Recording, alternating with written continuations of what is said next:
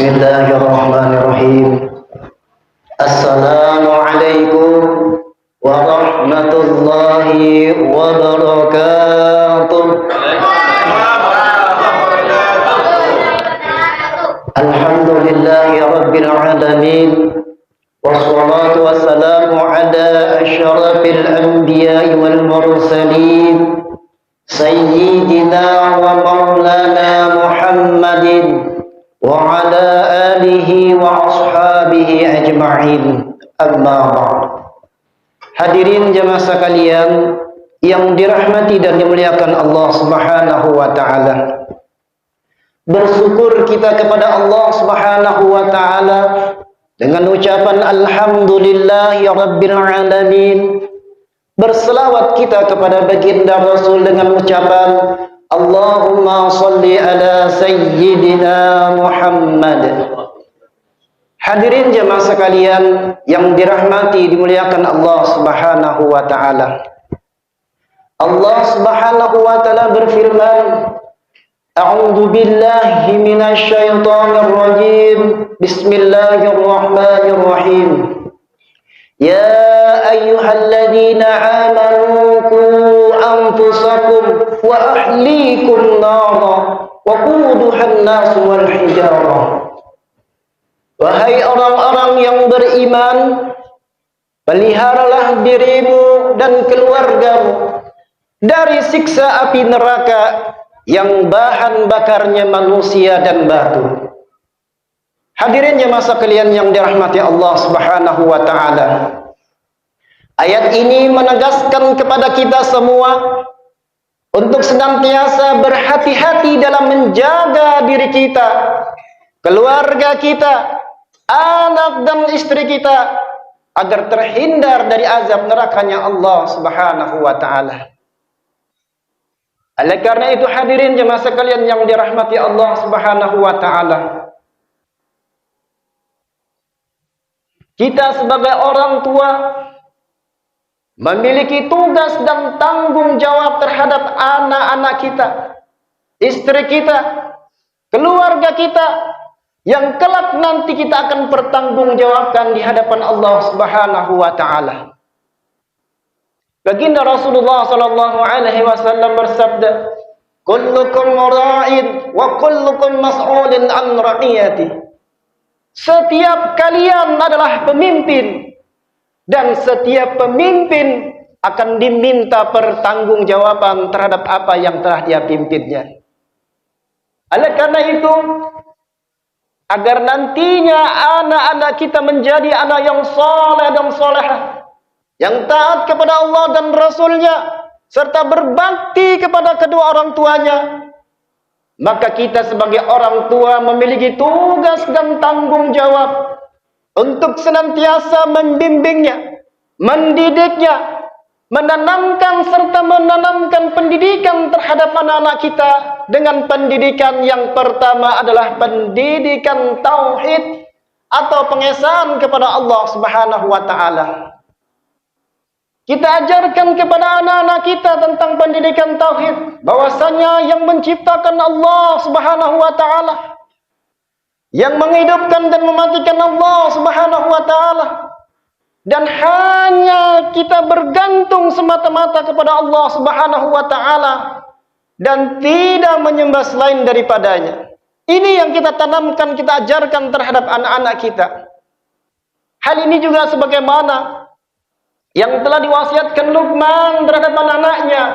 Dalam Al-Quran Allah Subhanahu wa taala berfirman, "Ya bunayya, la tusyrik billah, inna syirka la zulmun azim." Wahai anakku, janganlah engkau berbuat syirik, karena sesungguhnya berbuat syirik adalah kezaliman yang sangat besar. Hadirin jamaah sekalian yang dirahmati Allah Subhanahu wa taala. Kemudian yang kedua yang kita ajarkan serta kita tanamkan terhadap anak-anak kita ialah kita ajarkan tentang pendidikan salat. Karena baginda Rasulullah sallallahu alaihi wasallam bersabda, "Muru auladakum bis-shalah."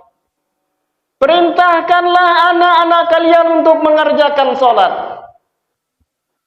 Kapan waktunya? Manakala anak kita sudah berusia 7 tahun, maka kita sebagai orang tua memiliki tugas agar kita mengajarkan terhadap anak-anak kita tentang bagaimana gerakan salat, bacaan salat. Kita ajarkan kepada anak-anak kita. Kita berikan contoh kepada anak-anak kita. Kemudian manakala mereka sudah berumur 10 tahun, dia tidak mau mengerjakan salat, maka kita pukul mereka sebagai pelajaran bagi mereka. Agar nantinya manakala anak kita sejak kecil kita didik, kita ajarkan tentang perkara-perkara melaksanakan salat, maka insya Allah ketika mereka sudah besar, mereka sudah terbiasa untuk mengerjakannya. Hadirin jamaah sekalian yang dirahmati Allah Subhanahu wa taala. Kemudian yang ketiga yang kita ajarkan kepada anak kita ialah mengenai pendidikan adab atau akhlak. Baik itu akhlak dan adab kepada kedua orang tua, akhlak dan adab terhadap guru, akhlak dan adab terhadap sesama.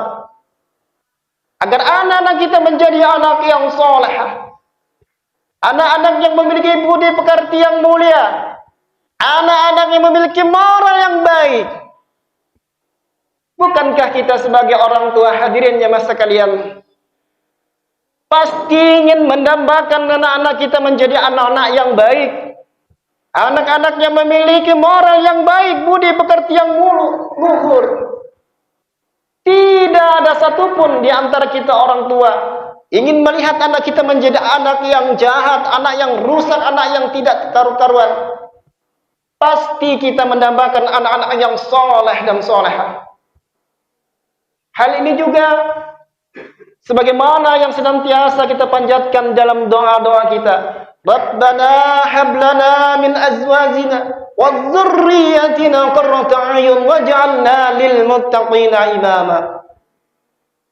Ya Tuhan kami, anugerahkanlah kepada kami istri-istri kami, anak-anak kami sebagai penyenang hati kami, dan jadikanlah kami imam bagi orang-orang yang bertakwa. Hadirin jamaah sekalian yang dirahmati dimuliakan Allah Subhanahu wa taala.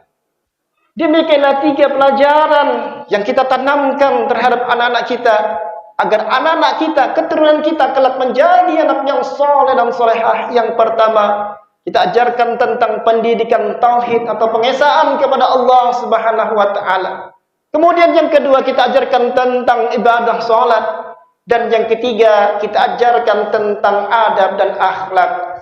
Demikianlah hadirin jemaah sekalian, mudah-mudahan Allah Subhanahu wa taala senantiasa menjadikan kita orang-orang yang senantiasa taat kepada perintah Allah Subhanahu wa taala, dan mudah-mudahan Allah jadikan anak keturunan kita anak yang soleh dan solehah, dan jadikan keluarga kita keluarga yang sakinah mawaddah warahmah, dan mudah-mudahan kita semua dimatikan Allah dalam keadaan husnul khatimah. Amin ya rabbal alamin. Hadirin jemaah sekalian yang dirahmati dan dimuliakan Allah, mungkin kiranya ini yang dapat disampaikan.